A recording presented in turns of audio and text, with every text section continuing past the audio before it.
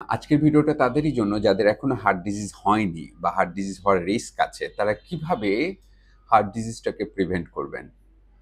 সারা পৃথিবীতে যত heart disease হয় তার প্রধান কারণ কিন্তু রক্তনালীতে ব্লকজনিত সমস্যা, যেটাকে আমরা করোনারি আর্টারি ডিজিজ বলি। হার্টের রক্তনালীতে যখন চর্বি জমে তখন আস্তে আস্তে রক্তনালী ব্লক তৈরি হয় এবং রক্তনালীগুলো রক্ত ঠিকমতো হার্টের জন্য সঞ্চালন করতে পারে না, এবং হঠাৎ করে যখন পুরোপুরি ব্লক হয়ে যায় তখনই হার্ট অ্যাটাক হয়।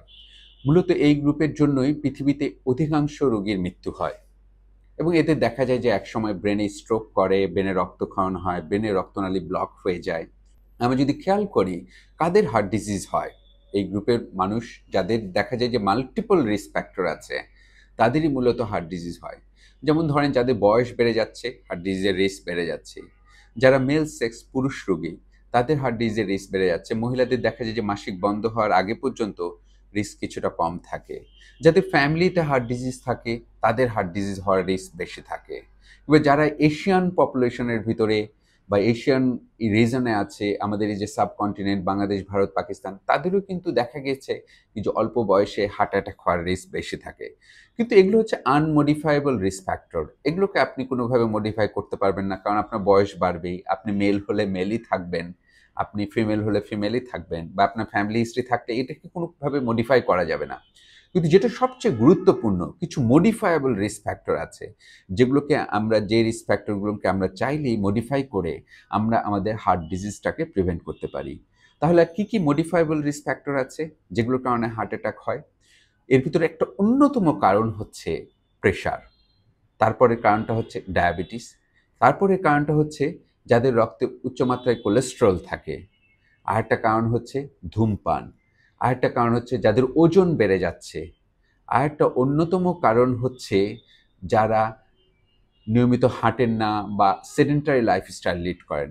এগুলো হচ্ছে মডিফায়েবল রিস্ক ফ্যাক্টর। কাজেই কেউ যদি হার্ট অ্যাটাক বা হার্টের রক্তনালী বন্ধজনিত কারণগুলোকে যদি রিমুভ করতে চান এবং এটাকে প্রতিরোধ করতে চান, তাহলে আমাদের এই রিস্ক ফ্যাক্টরগুলোকে মডিফাই করা ভীষণ ভীষণ রকমের জরুরি। কাজেই আমরা যদি ভাবি যে আমরা কিভাবে আমাদের হার্টকে সুস্থ রাখবো এবং ভবিষ্যতে যাতে হার্ট অ্যাটাক না হয় বা কোনো ব্রেন স্ট্রোক না হয়, আমরা কিভাবে প্রিভেন্ট করব, আমরা মূলত এই বিষয়টা নিয়েই আজকে কথা বলবো।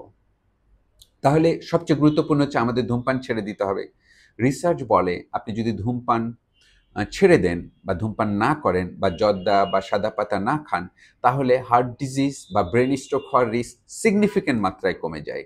কারণ ধূমপানের অজস্র রকমের পার্শ্ব প্রতিক্রিয়া আছে। ধূমপান করলে আমাদের প্রেশার বেড়ে যায়, আমাদের হাতের রক্তনালীতে অ্যাথেরোস্ক্লেরোসিস বা রক্তনালীতে চর্বি জমার রিস্ক বেড়ে যায়, হার্টের যে ভালো কোলেস্টেরল, রক্তের যে ভালো কোলেস্টেরল যেমন এইচডিএল, এটার পরিমাণ উম মানে বাড়তে থাকে, যেটাকে অনেকটা প্রতিরোধ তৈরি করে। কাজেই ধূমপান আমাদের ছাড়তে হবে। ২ নম্বর ইস্যুটা হচ্ছে আমাদের নিয়ম করে হাঁটতে হবে। হাঁটাটা ভীষণ জরুরি। প্রত্যেকটা মানুষেরই সপ্তাহে এটলিস্ট ৫ দিন ৩০ মিনিট করে আমরা যদি ১৫০ মিনিট হাঁটতে পারি, এটা কিন্তু সিগনিফিক্যান্টলি হার্ট ডিজিজ বা শরীরের অন্যান্য রোগ, ব্রেন স্ট্রোক বা কিডনিকে ভালো রাখা বা উচ্চ রক্তচাপ নিয়ন্ত্রণ বা ডায়াবেটিস নিয়ন্ত্রণ বা কোলেস্টেরল নিয়ন্ত্রণে যথেষ্ট ভূমিকা পালন করে। আমাদের প্রত্যেকটা মানুষের উচিত প্রতিদিন এটলিস্ট ৩০ মিনিট করে হাঁটা। যদি প্রতিদিন নাও হাঁটা যায়, এটলিস্ট সপ্তাহে ৫ দিন হাঁটা। যদি আমরা প্রতিদিন ৫ দিনও না হাঁটতে পারি, অ্যাটলিস্ট সপ্তাহে ৩ দিন ৪৫ মিনিট করে হাঁটা। এবং স্টাডিগুলো এটাকে খুবই রিকমেন্ড করছে। যদি দেখা যায় আমরা নিয়মিত হাঁটি, তাহলে আমাদের হার্ট ডিজিজ সহ অন্যান্য অনেক রোগকে আমরা প্রিভেন্ট করতে পারি।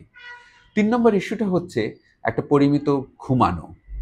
এখনকার স্টাডিগুলো বলছে নিয়মিত ঘুমানো ভীষণ জরুরি। নিয়মিত ঘুমালে আপনার প্রেশার নিয়ন্ত্রণ থাকবে, ডায়াবেটিস নিয়ন্ত্রণ থাকবে, বডি কোলেস্টেরল ভালো থাকবে, ইভেন কিডনি ফাংশন পর্যন্ত ভালো থাকবে। কাজে আমাদের একটা পরিমিত ঘুম, নিয়ম করে ঘুমানোর একটা অভ্যাস করা ভীষণ রকমের মানে গুরুত্বপূর্ণ। এর পরের স্টেপটা হচ্ছে যেটা, মানসিকভাবে একটু চাপমুক্ত থাকার চেষ্টা করা। কারণ মানসিক চাপ যখন বেড়ে যায়, আমরা যখন অ্যাংজাইটিতে ভুগি, আমাদের বডিতে অনেক হরমোনাল চেঞ্জ হয়। সিম্প্যাথেটিক অ্যাক্টিভিটি বেড়ে যায়, মিনারেল কর্টিকয়েড হরমোন বেড়ে যায়, যেগুলো দেখা যায় যে ভবিষ্যতে প্রেশার বাড়ায়, ডায়াবেটিস বাড়ায় এবং হার্ট ডিজিজের রিস্কটা বাড়িয়ে দেয়। কাজেই আমাদের কিছুটা মানসিকভাবেও চাপমুক্ত থাকার চেষ্টা করতে হবে। আমাদের ডে টু ডে অ্যাক্টিভিটি আমাদের চারপাশ সবসময় একটা অস্থিরতার জন্ম দেয়, এবং এই অস্থিরতাটাকে আমরা কিভাবে রিমুভ করতে পারবো বা কতটা মিনিমাইজ করতে পারবো, সেটার ব্যাপারে আমাদের উদ্যোগী হতে হবে। এরপরের যে স্টেপ সেটা হচ্ছে আমাদের ওজন কমানোর দিকে উদ্যোগ নিতে হবে। অতিরিক্ত ওজন বেড়ে গেলে আপনার প্রেশার বেড়ে যাবে, আপনার ডায়াবেটিস বেড়ে যাবে, আপনার রক্তের চর্বি বেড়ে যাবে এবং আল্টিমেটলি কিডনির পয়েন্ট বেড়ে যাবে এবং আল্টিমেটলি দেখা যায় এসব রোগীদের হার্ট ডিজিজ বা ব্রেন স্ট্রোক বা কিডনি প্রবলেম এগুলো হওয়ার রিস্ক বেড়ে যাবে। কাজেই আমাদের এমনভাবে জীবনযাত্রাটাকে তৈরি করতে হবে যেখানে আমাদের খাদ্যাভ্যাসের পরিবর্তনের দরকার, আমাদের নিয়মিত হাঁটার একটা ইস্যুর দরকার এবং যেটা দিয়ে আমরা আস্তে আস্তে নিজেদের ওজনটাকে স্বাভাবিক মাত্রায় রাখার চেষ্টা করব। এটা খুবই গুরুত্বপূর্ণ বিষয়।